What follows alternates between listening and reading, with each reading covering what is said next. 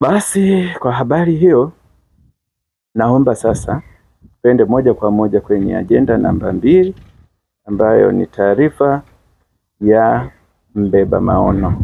Naomba nisome kama ifuatavyo. Taarifa ya mbeba maono. Tangulizi. Huduma ya ujenzi makanisa ilizaliwa mwaka jana 2025 na kuanza shughuli zake rasmi mwezi Oktoba 2025 ikiwa na lengo kuu na malengo mahususi kama ifuatavyo. Lengo kuu ikiwa ni kuharakisha kazi ya ujenzi wa miundo mbinu bora ya kanisa yenye kumpa Mungu tukufu. Malengo mahususi yako 4. Lengo la kwanza linasema kujenga uelewa wa wanakanisa na jamii kwa ujumla kuhusiana na visababishi vya ucheleweshaji wa ujenzi wa majengo ya kuabudia pamoja na ufumbuzi wake.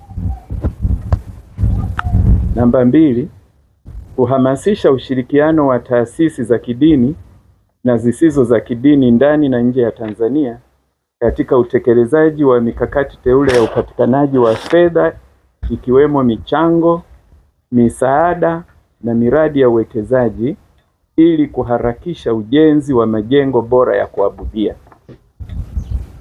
Lengo mahususi namba 3, kumiliki ardhi na mali zingine zinazotakiwa ili kutekeleza na kuendeleza malengo ya taasisi hii.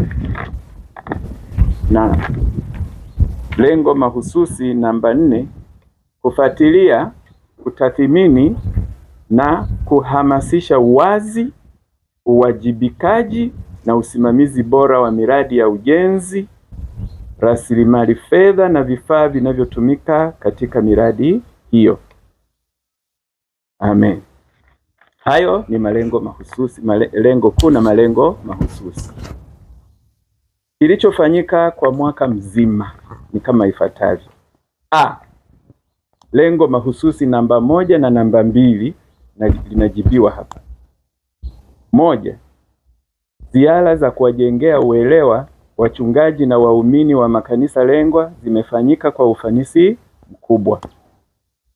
2. Jumla ya maduara 4 yenye makanisa 5 yameshasajiliwa kama washirika wa huduma hii na duara moja kati ya hayo limeanza kufanya kazi ya Isalenge la kiroho. 3. Duara la kwanza yaani duara mwasisi linajumuisha makanisa 4 ya dhehebu la FPCT na 1 la KLPT. Mzunguko wa kwanza umehitimishwa kwa ufanisi kama mfumo wa utendaji kazi wa huduma hivi unavyotaka. Namba 4. Kwa mujibu wa takwimu zilizonukuliwa na kuhifadhiwa, mzunguko wa kwanza umezalisha fedha ya ujenzi jumla kama ifuatavyo. Naomba tusikilize kwa makini. Narudia hiyo point.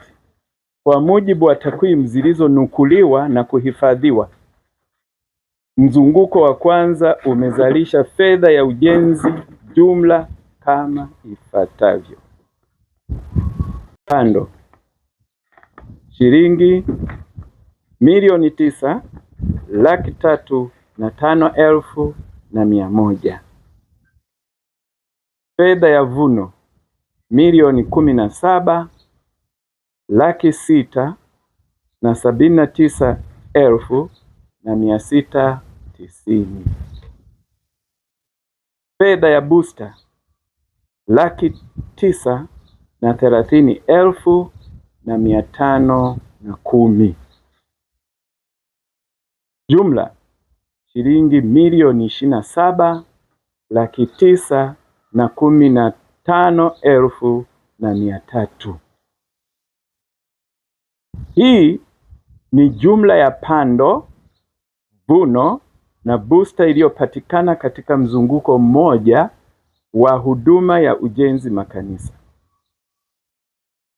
Si hivyo tu, ukijumlisha na fedha ambayo kila kanisa mwenyeji lilikusanya kupitia hamasa hii ya Isalenge la Kiroho, ambayo hiyo amount ni shilingi milioni 5,199,500 kwa mzunguko wa kwanza, ambayo kawaida haijumuishwi katika kikokotoo cha Vuno wala booster.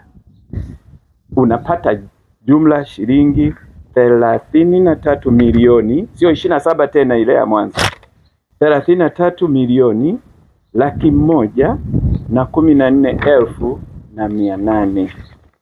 Maana yake nini?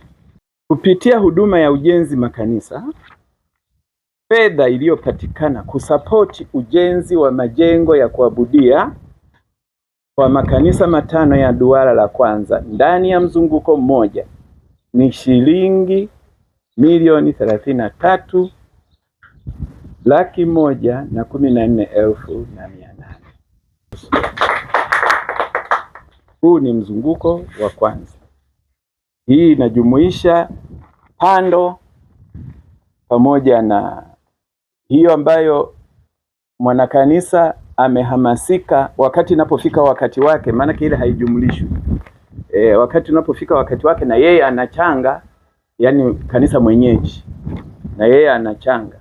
Kwa hiyo hiyo nayo kwa sababu imefanyika kwa muktadha wa hamasa ya Isalenge la Kiroho, nayo tunaiunganisha hapa kwenye taarifa hii kama ni matokeo ya huduma hii. Bwana Yesu asifiwe. Kwa hiyo nasema hivi, hii ibaki katika kumbukumbu za kila kanisa shirika.